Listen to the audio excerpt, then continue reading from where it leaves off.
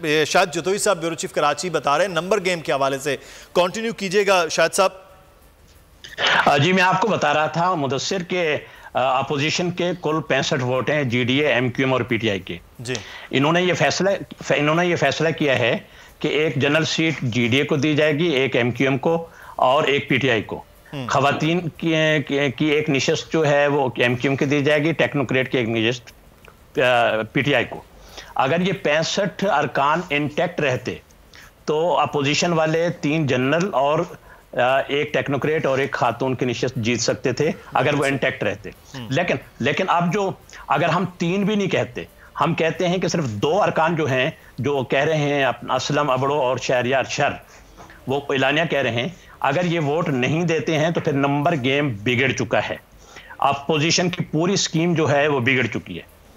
General seat के लिए चाहिए 21 पॉइंट समथिंग, यानी 21.1 के करीब। जी जी जी 1 के जी, तो इनको चाहिए 3 सीटों के,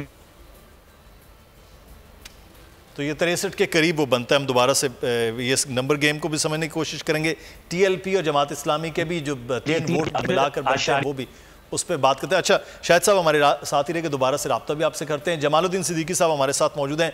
जमाल साहब, पाकिस्तान तहरीक इंसाफ के अपने अरकान एलानिया आपसे अलग हो गए कि अपोजिशन में होने के बावजूद आप सिंध में क्या हुकूमत की तरफ चले गए हैं? क्योंकि एक ने तो कहा मुझे अगवा कर लिया, लेकिन दूसरे ने कहा हम बकरे थोड़ी हैं कि हमें कोई अगवा कर लिया जाए। हम तो कहते रहे वज़ीर आज़म साहब को कुछ कर लें, उन्होंने नहीं किया, तो अब वो कह रहे हैं कि हम वोट उनको नहीं देंगे। अब सूरत हाल आपकी जमात के अंदर इस तरह क्यों हुई? असेंबली के हालात के बाद सारी चीजें आया हो गई है कि करीम बख्श गबोल ने असेंबली फ्लोर पे कहा कि मुझे अगवा किया गया था। और हम जब करीम बख्श गबोल ने बयान दिया तो पीपल्स पार्टी के तमाम एमपीएस गुंडों और लफंगों की तरह हम पे टूट पड़े और उन्होंने कोशिश की करीम बख्श को वहां से एक मुकद्दस ऐवान के अंदर से उसको अगवा करने की कोशिश की। और आपने सारे मंजर टीवी स्क्रीन पे देखे हैं कि वो करीम बख्श गबोल अपनी तरफ खेच रहे थे और हम करीम बख्श गबोल को बचा रहे थे। और बिलाखिर करीम बख्श गबोल को बाहिफाजत हमें असेंबली हॉल से निकाल कर उनके घर पहुंचाने में। लेकिन आज टीवी स्क्रीन पर पूरे पाकिस्तानी अवाम ने जो देखा उसे ये बात साबित हो गई है कि ये गुंडों की जमात है, ये दहशतगर्दों की जमात है, ये इस यौम और तकब्बुर में है कि 13 साल से सिंध पर राज कर रहे हैं। तो इन 13 साल से सिंध में पुलिस और दीगर इदारे सब इनके गुलाम है और ये किसी भी तरीके से हमें डरा धमका के आज की सरकत में ये चीज और भी साबित कर दी है कि पीपल्स पार्टी अपनी सीटों के मुताबिक, अपनी एमपीएस की नशिस्तों के मुताबिक सेनेट की जो सीटें हासिल करके वही करेगी। लेकिन वो अब भी इस कोशिश में है कि मुखालफिन को डरा के धमका, उनका ईमान खरीद कर, उनकी फैमिली के साथ ब्लैकमेल को अपने हक में वोट डलवाया जाए। और बुरी तरह नाकामी उनको हुई है पीपल्स पार्टी को, क्योंकि जो सीट्स पीपल्स पार्टी की तादाद सिंध में है उसके मुताबिक पीपल्स पार्टी को 6 से ज्यादा नहीं मिलेंगी। और हमारे पास 5 सीटें लाजमी इंशाल्लाह होंगी। तो जिस तरह पंजाब में हुआ यहाँ सिंध में भी इस तरह हो सकता जमाल साहब ये जी जमाल साहब, शहरियार शर जो हैं वो और अबड़ो साहब जो उन्होंने तो एलानिया अब आपसे अलग हुए हैं, तो नंबर गेम तो यहाँ पर भी ये चेंज हो रही है। मेरा सवाल ये था कि आपके अपने जो अरकान हैं वो इस नहज तक क्यों पहुंचे हैं? देखिए यही बयान तो कल करीम बख्श गबोल ने भी दिया था, लेकिन आज उन्होंने असेंबली के फ्लोर पे क्या किया कि मुझे अगवा क्या आज वो हमारे पास है। नंबर गेम बड़ा आसान है कि 21 नशिस्तें एमकेएम के पास पूरी है, 21 नशिस्तें फैसल वावडा के लिए हमारे पास पूरी है। अगर 2 लोग कम भी होते हैं तो 28 नशिस्तें मौजूद हैं, 21 फैसल वावडा की है और 7 नशिस्तें बचती हैं। जिन 7 नशिस्तों से जीडीए के पास 14 सीटें, 14 और 7 21, तो जीडीए के भी 21 नंबर पूरे हैं। और उसी तरह से इनके 65 मेंबर है और टेक्नोक्रेट के लिए 56 मेंबर चाहिए। हमारे पास अभी भी 7 मेंबर ज्यादा है, तो खवातीन की नशिस्त और टेक्नोक्रेट की नशिस्त के लिए भी नंबर पूरे हैं। पीपल्स पार्टी की कोशिश ये है कि हमारे लोगों को अगवा करे, किसी भी तरह से वो वोट ना डाल पाए। बेशक पीपल्स पार्टी ने करीम बख्श गबोल साहब जिनको कहा गया वो हो गए, वो अब कहां पर हैं? वो अब आप लोगों के साथ है, पाकिस्तान तहरीक इंसाफ लोगों के पास ही हैं? क्योंकि कल तक तो वो गायब थे, उन्होंने कहा मुझे अगवा कर लिया गया। अब करीम बख्श गबोल साहब कहां हैं? आपके साथ हैं? अब वो पीटीआई मैं आता हूं जी सादिया जावेद साहब। जी गबोल साहब, करीम बख्श जब्बोल साहब हमारे साथ हैं। अच्छा। और इस वक्त हमारे पास में और मेरे सामने बैठे हुए मुस्कुरा रहे कमरे में। अच्छा, तो सर अगर उनसे बात कर ली जाए तो ज्यादा बेहतर हो जाए, आवाम सुन लें कि वो कहाँ थे और क्यों उनको अगवा किया गया। अभी सारे टीवी चैनल्स पे आएंगे, थोड़ा सा इंतजार कर लें। अच्छा, हम सारे टीवी चैनल पे करीम जब्बोल का टाइम स्लॉट तय कर रहे हैं, टाइम टेबल इंशाल्लाह थोड़ी देर में आ जाएंगे। मेरे सामने खड़े हैं करीम जब्बोल साहब, सिगरेट पीते नहीं है लेकिन बहुत एंजॉय कर रहे हैं सर। को नहीं, मैं ये चाह रहा हूँ कि उनका जो एंजॉय करना है वो उनका एंजॉय करना, उनकी गुफ्तगू जो है जमाल बात करा दें करीम लगारी साहब कह रहे हैं कि जी गबोल साहब से बात करवाई जाए, कुछ पता तो चले कि वो लगारी साहब अभी इस वक्त 5 बजने वाले हैं, 1-1.5 घंटे का इंतजार करना है। 8 बजे के तमाम शोज में इंशाल्लाह थोड़ी देर के लिए सारे टीवी चैनल के जो शोज होते हैं उसमें करीम जब्बोल आपको बनफ्स नफीस बैठे हुए अपना मौका देते हुए आपको नजर आएंगे। आप कीमती नगीने को छुपा रहे हैं हमसे। नहीं सर, आप जज्बाती करिए, करीम जब्बोल को शायद दोबारा हुआ ना करवा दो, इसलिए हमने हिफाजत से रखा है। छुपा नहीं है। अच्छा, बिल्कुल सही है। अच्छा, सादिया मुदस्सिर जी जतोई साहब मेरी बात सुने, उस वक्त राब्ता कट गया था। नहीं आ रही बिल्कुल। जी, जतोई साहब भी सर प्रोग्राम में मौजूद हैं, शायद जतोई साहब भी मौजूद हैं। जमाल साहब, शायद जतोई साहब आप बात कर रहे थे उस नंबर गेम की, आप भी बात मुकम्मल कीजिएगा जी। अगर ये सिर्फ दो अरकान भी वोट नहीं देते हैं तो अपोजिशन की तीन निशस्तें नहीं बनती हैं। अच्छा, अगर ये 2 अरकान वोट नहीं देते हैं तो आपका ख्याल है कि जनरल सीट्स जो हैं उनमें से 3 नहीं बनती हैं, फिर वो 2 बनती हैं अगर ये 2 अरकान वोट नहीं देते। अब फिर मसला ये होगा कि ये एक सीट शाहिद भाई ये तो वो 2 लोग हैं जो आया हो गए, और मैं आज आपकी टीवी स्क्रीन पर बड़े वसूख से कह रहा हूँ कि रात तक ये 2 लोग हमारे दरमियान होंगे और इंशाल्लाह आपको फोटो खींच के सबसे पहले आपको देंगे कि आप ब्रेकिंग करें अपने चैनल पे।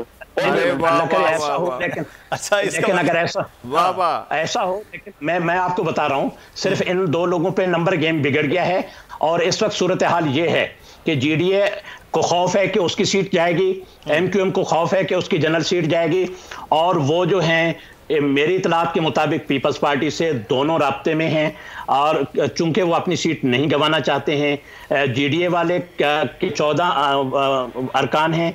अगर अच्छा पीपल्स पार्टी के पास 12 अरकान बचते हैं, पीपल्स पार्टी अपने 12 अरकान बार्टर कर सकती है।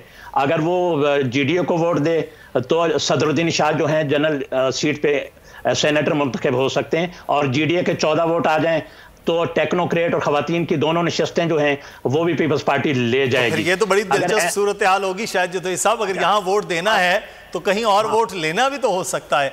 तो सादिया जावेद साहब, अगर यहाँ पर आपके पास तो नंबर गेम वैसे ही ज्यादा है वोट्स के हिसाब से, अगर कोई बार्टर सिस्टम होता है तो वो बार्टर सिस्टम क्या नेशनल असम्बली में जीडीए के अराकीन या एमक्यूएम के अराकीन हो सकते हैं? एमक्यूएम ने तो एलानिया कह दिया कि वो वोट देंगे पाकिस्तान तहरीक इंसाफ को ही, या फिर आपके साथ भी राब्ता है उनका?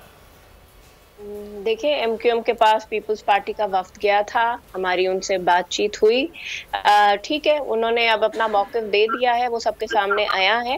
लेकिन एमक्यूएम की मेरा ख्याल से वो ज़रूरत नहीं पड़ेगी। पीटीआई के अंदर से आवाज़ें आ रही हैं, आमिर लियाकत एमक्यूएम का या पीपल्स पार्टी का या किसी का कि नहीं है, वो तो पीटीआई से इलेक्टेड हैं। शकूर शाद पीटीआई के टिकट से हैं। बाकी बहुत सारे ऐसे अरकान हैं जो इस वक्त अपोजिशन के राब्ते में हैं, और वो प्राइम मिनिस्टर नालायक प्राइम मिनिस्टर के तरीक़ेकार से खुश नहीं है, काम के उनसे मुलाकातें नहीं होती।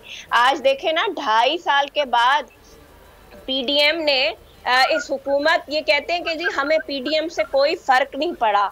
आज 2.5 साल के बाद इस पीडीएम की तहरीक ने प्राइम मिनिस्टर को मजबूर कर दिया है ना कि वो इलेक्शन कैंपेन का टाइम ख़त्म होने के बावजूद एमएनएस को टाइम दे रहे हैं, अपने ऑफिस में बुला रहे हैं, उनके मसाइल सुन रहे हैं, उनको खाने खिला रहे हैं, उनको यकीन दिला रहे हैं कि मैं आपसे मिलता रहूँगा, आपके काम होते रहेंगे। तो अगर तो नेशनल असेंबली में लोग जो है वो वफाकी हुकूमत की कारकर्दगी से तंग है। और मेरे ख्याल से हफीज शेख साहब इस वक्त पाकिस्तान के one of the non popular adviser on finance हैं। जो महंगाई की शरह है इस वक्त मुल्क में, वो गरीब आदमी की चीज़ें जो हैं वो पहुंच से बाहर हो गई हैं। पाकिस्तान का एग्रीकल्चरिस्ट जो है सनअतकार, तो भी आपकी जमात के यही आए थे, वही पाकिस्तान तहरीक इंसाफ ले आए। दोनों जमातों ने हम पता हफीज शेख साहब ला के रखे हैं। हफीज शेख साहब दोनों जमातों के लिए लायबिलिटी हैं। अगर तो उससे पहले परवेज मुशर्रफ के साथ थे, परवेज मुशर्रफ की सिंध की काबीना में थे, फिर पीपल्स पार्टी की काबीना में आए, फिर जो है वो इनकी काबीना में बैठे हुए हैं। वो फरस्तादा होते हैं, कहीं से नाजिल होते हैं और फिर आपके पास आ जाते हैं। बहरहाल जिन लोगों ने उनको खड़ा किया है वो उनकी होती है लगारी सब शायद, और वो भी किसी की ज़रूरत होते हैं, तो इसलिए फिर उनका भी तो एक कमज़ोर हरीफ तो नहीं समझा जा सकता गिलानी साहब के मुकाबले। एक बात ये कि अभी इन्होंने कहा कि जी हम वोट खरीदते हैं, वोट बेचते हैं। लियाकत जतोई का पाकिस्तान पीपुल्स पार्टी से ताल्लुक नहीं है, उनका ताल्लुक पीटीआई से है और उन्होंने इल्ज़ाम अपनी जमात पे लगाया है। और मेरा ख्याल से शर साहब ने भी इल्ज़ाम लगाया है कि गवर्नर हाउस के कमरे में लेन देन के साथ जो टिकटों के फैसले हो रहे हैं उसी वजह से हमें ये कैंडिडेट कबूल नहीं है। तो लेन देन हम नहीं कर रहे, लेन देन पीटीआई कर रही है। प्राइम मिनिस्टर ऑफिस में भी ये काम जारी रहा है और गवर्नर हाउस में भी ये काम होता रहा है। इसका इलेक्शन कमीशन को नोटिस दें। सब्सक्राइब करें और बेल दबाएं ताकि कोई खबर रह न जाए।